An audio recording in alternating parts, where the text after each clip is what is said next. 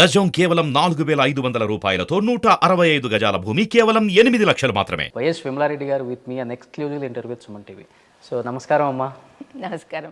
నిజంగా జగన్ గారి ఫ్యామిలీలో, రాజశేఖర రెడ్డి గారి ఫ్యామిలీలో ఇలాంటి వార్తలు వినాల్సి వస్తుందా అనిపిస్తుంది ఇప్పుడు ఆంధ్ర ప్రజలకు కూడా.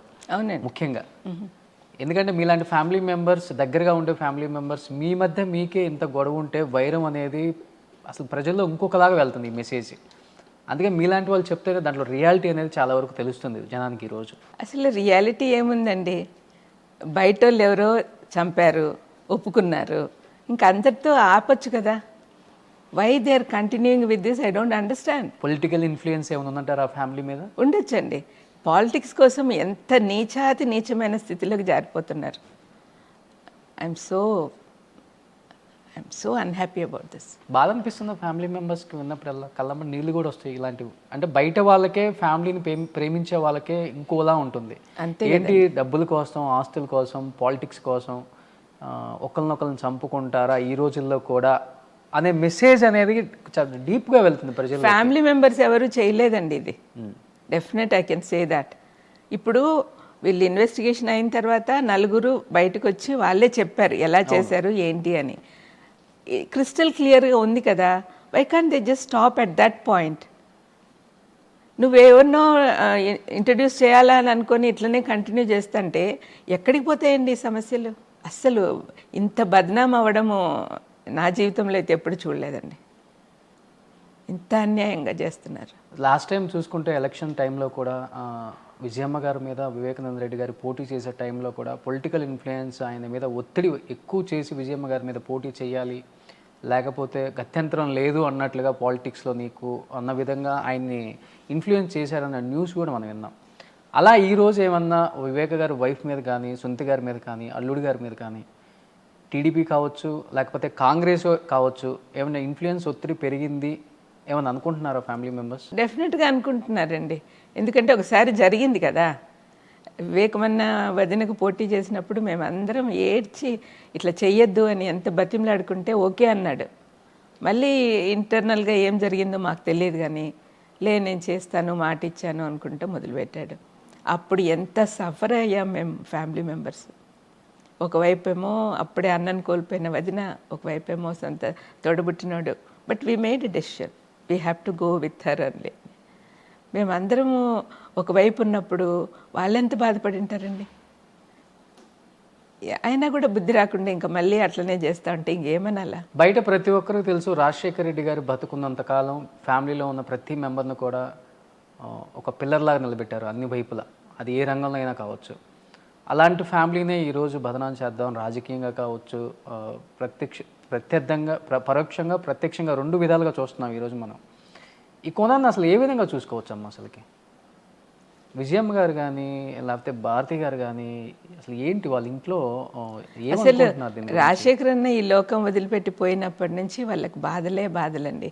వాళ్ళ హృదయాలు ఎంత అంటే తల్లడిల్లిపోతుంటాయో మనకైతే అంటే బయట వాళ్ళమే అనుకోవాలమ్మా. మేము కూడా అస్సలు సఫర్ అయ్యేది వాళ్ళు. భారతి ఒక పక్క, వదిన ఒక పక్క, ఇంత సఫర్ అవుతున్నారు. ఇంత సఫరింగ్స్కి కారణము ఒక పర్టికులర్ పర్సన్స్ అయితే ఎంత వాళ్ళకి శాపం వస్తుందండి. ఎందుకు ఒక్క మనిషిని టార్గెట్ చేసి, అప్పుడైతే ఎలక్షన్స్కి ముందు నేను అనుకునేదాన్ని, పాత సీఎం గారు చంద్రబాబు సీఎం గారుగా ఉన్నప్పుడు ఆయన చేసే ప్రతి పనిలో ఏపీని నాశనం చేసి జగన్ చేతిలో పెడతాం అనే ఆయన టార్గెట్ ఉన్నట్లుగా నాకు అనిపించిందండి అప్పుడు. ఎట్లయినా సరే అంటే కాఫర్స్ అంతా ఎంప్టీ చేసి ఆయన చేతిలో పెడితే అప్పుడు ఎలా మంచి పేరు తెచ్చుకుంటాడో చూద్దాం అన్నట్టుగా ఒక ఛాలెంజ్ లాగా చేశారు. ప్రతి ఖర్చు పెట్టినప్పుడు నేను అట్లాగే అనుకునేదాన్ని, ఈయనకు తెలుసు ఓడిపోతున్నానని, అందుకని జగన్ని నాశనం చేసేదానికి ఇట్లా ప్రయత్నం. ఒక్క మనిషి కోసం మొత్తం స్టేట్ అంతా నాశనం చేశాడండి. అట్లాంటి మనుషులు కూడా ఉంటారండి. నేను ఎప్పుడు చంద్రబాబు నాయుడు గారి మీద నేను ఎప్పుడు మాట్లాడలేదు, ఇదే ఫస్ట్ టైం. ఎందుకంటే ఆయన మరీ లిమిట్స్ దాటి వెళ్ళిపోతున్నాడు. అంత వైరం పెంచుకోవడం, అంత ద్వేషం ఒక మనిషి మీద పెంచుకోవడం కరెక్టేనండి? అంటే దెబ్బ మీద దెబ్బ అంటారు, దెబ్బలన్నీ ఒకరికే తగులుతున్నాయి. అట్లా తగులితే ఇంట్లో కూర్చుంటారని ఉద్దేశం ఆయనకు. అప్పుడు మమ్మల్ని, మా నాన్న వాళ్ళ ఫైనాన్షియల్ ప్రాబ్లమ్స్, రాజశేఖరన్ సీఎం అయినప్పుడు అట్లా నన్ను చేద్దామని ట్రై చేశాడు. ఎంత అనిస్తే అంత పైకి ఎక్కుతారని వాళ్ళకి తెలియదు. జగన్ గారి ఫార్ములా కూడా అదే కదా. అదే ఒక బాల్ని కిందేసి కొడతా ఉంటే పైకి వెళ్ళిపోతుంటుందండి. ఎలా ఉండేదమ్మా అసలు వివేక గారి మధ్య జగన్ గారి మధ్య బాండింగ్ అసలు ఎలా ఉండేది? అదే వాళ్ళ నాన్నతో కలిసి ఉన్నారు కదండి. అదే ఈజ్ ఆల్సో ఆ ఒక్క ఇన్సిడెంట్ తప్ప ఎప్పుడూ ఆయన ఫ్యామిలీకి దూరం పోయింది లేదు. వివేకమన్న రాజశేఖర్ అన్నకు అప్పుడు అనేవాళ్ళు చూడండి రామలక్ష్మణ్ లాగా ఉన్నారు అని, అట్లనే ఉండేవాళ్ళు. ఆ బాండింగ్ చాలా ఎక్కువ. అట్లాంటిది ఇప్పుడు బయట ఇన్ఫ్లుయెన్స్ వల్ల వాళ్ళ పిల్లలు ఇట్లా చేస్తున్నారంటే చాలా అన్యాయంగా ఉంది. అంటే గొడ్డల పెట్టు అనేది వివేక గారి మీద క్లియర్గా కనపడుతుంది మనకి. అంత క్లియర్గా ఉన్నప్పటికి కూడా ఫస్ట్ బాత్రూంలో జారిపడ్డారనో హార్ట్ అటాక్ అనో న్యూస్ వినాల్సి వచ్చింది.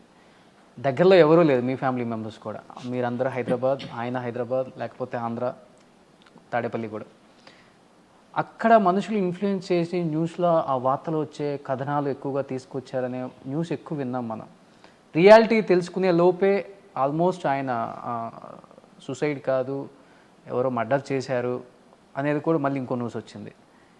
అంటే అది ఫస్ట్ ఎందుకు వచ్చిందంటారు బయట? మరి అంత గొడ్డలు పెట్టి కనపడినప్పుడు కూడా నాకు తెలిసిన, నేను అక్కడ లేనండి, నాకు తెలిసిన విషయాలు నేను చెప్తాను.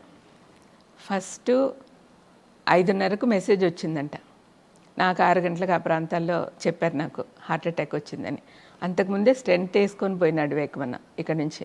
నేను చెప్పినా కూడా అన్న నువ్వు జాగ్రత్తగా ఉండాలి, మెడిసిన్స్ చాలా జాగ్రత్తగా చూసుకుంటున్నా పాప అన్నాడు. అట్లాంటి వాడు సరిగ్గా తీసుకోలేదేమో. అది కాకుండా అవినాష్ని తప్పనిసరిగా గెలిపించాలి అని పట్టుదలతో ఉన్నాడు. అంతకు ముందు రాత్రి ఎందుకు వెళ్ళాడు?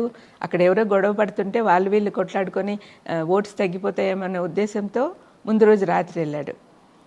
ఆ రోజు పొద్దున అవినాష్ క్యాంపెయినింగ్కు బయలుదేరి ఊరు బయటికి వెళ్ళినప్పుడు శివప్రకాష్ ఫోన్ చేసినాడు ఆయనకు. అంటే as the head of that place, అంటే ఇన్ఛార్జ్ కదా ఎంపీ గారు అని. ఆయన పిలిస్తే వచ్చినప్పుడు ఆయనే అసలు విజయోధనకు ఫోన్ చేసి పెద్దమ్మ ఇది హార్ట్ అటాక్ లాగా అనిపించట్లేదు, ఏదో ఎవరో చంపినట్లుగానే అనిపిస్తుంది పెద్దమ్మ అని ఆ పిల్లోడు ముందు మాకు చెప్పాడు. ఇట్లా చెప్తున్నాడు అవినాష్ అని వదిన నాకు చెప్పింది. ఇంతవరకు నాకు తెలుసండి. మరి ఆ టైంలో సిట్టు విచారణలో ఇవన్నీ వచ్చినాయి. మరి ఎట్లా మారిపోయినాయి నాకు అర్థం కావట్లేదండి.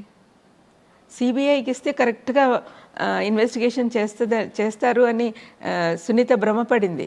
కానీ ఇదేంటిది మొదట్లో జరిగినవి అన్నీ మర్చిపోయి ఇష్టానుసారంగా చేస్తున్నారు. మళ్ళీ టీడీపీ అధికారంలో ఉంది అప్పుడు. అదే కదా 3 నెలలు వాళ్ళ అధికారంలో ఉన్నారు. ఏమైనా రుజువులు ఏమన్నా ఉండింటే వాళ్ళు మాయం చేసేసి ఉంటారు.